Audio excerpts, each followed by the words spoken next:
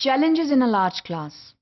हमने इससे पहले ये देखा कि लार्ज क्लास जो है वो एक उसका मनफी जो है वो किरदार नहीं होता, उसके कुछ फवायद भी होते हैं जिसका हम इससे पहले जिक्र कर चुके हैं.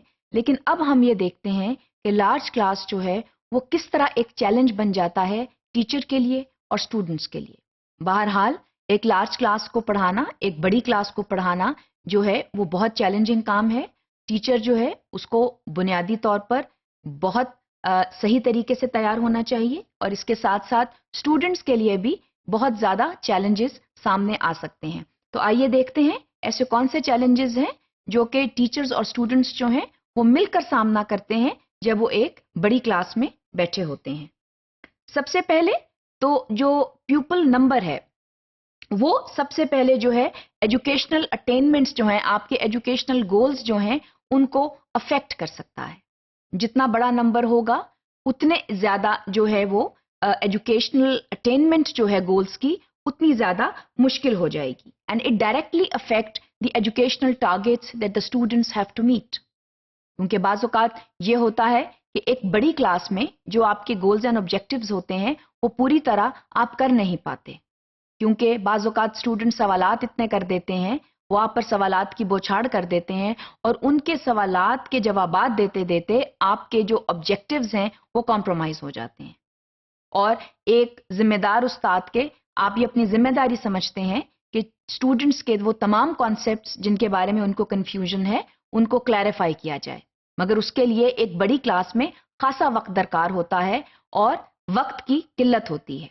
एक 35 और 40 मिनट की क्लास में अगर आपके क्लास में 80 तालिब इल्म बैठे हैं तो उनकी जो क्वेरीज हैं, उनके जो मसाइल हैं, उनको हल करना जाहिर है it's a big challenge. So that becomes a problem. So the number of pupils itself is a big problem towards the successful attainment of educational goals.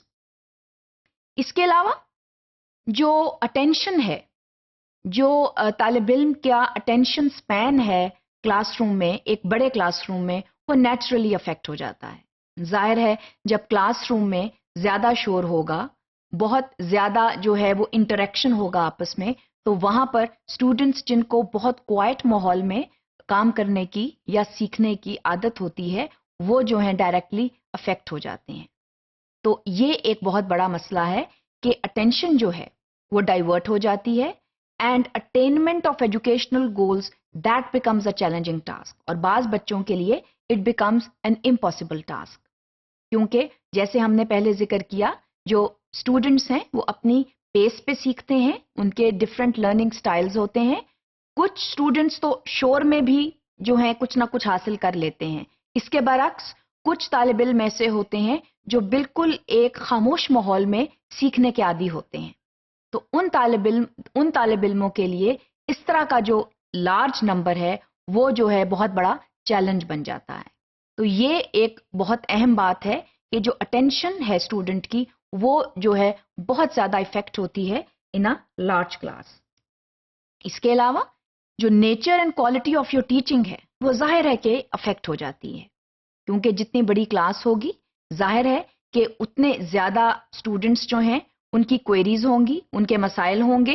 वो मसाइल जो हैं वो एकेडमिक रिलेटेड भी हो सकते हैं, वो नॉन एकेडमिक रिलेटेड भी हो सकते हैं, बिहेवियरल रिलेटेड भी हो सकते हैं. तो एक टीचर के लिए मिसाल के तौर पर 50 तालिब इल्म जो हैं उनके मसाइल हल करना 35 या 40 मिनट में ये एक चैलेंज बन जाता है.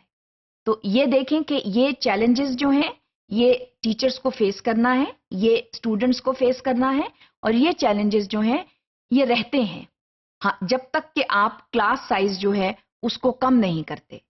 तो देखना ये है कि इन तमाम मसाइल के होते हुए हमने एक इफेक्टिव लेसन जो है वो कैसे डिलीवर करना है और तालिब इल्मों को इस चीज़ के लिए कैसे तैयार करना है कि एक बड़े क्लासरूम में, एक बड़े साइज के क्लासरूम में जहाँ प्यूपल नंबर ज़्यादा है वहाँ पर जो है वो मुसलसल कोशिश करते हुए अपने एजुकेशनल टारगेट्स जो हैं वो कैसे अचीव करने हैं.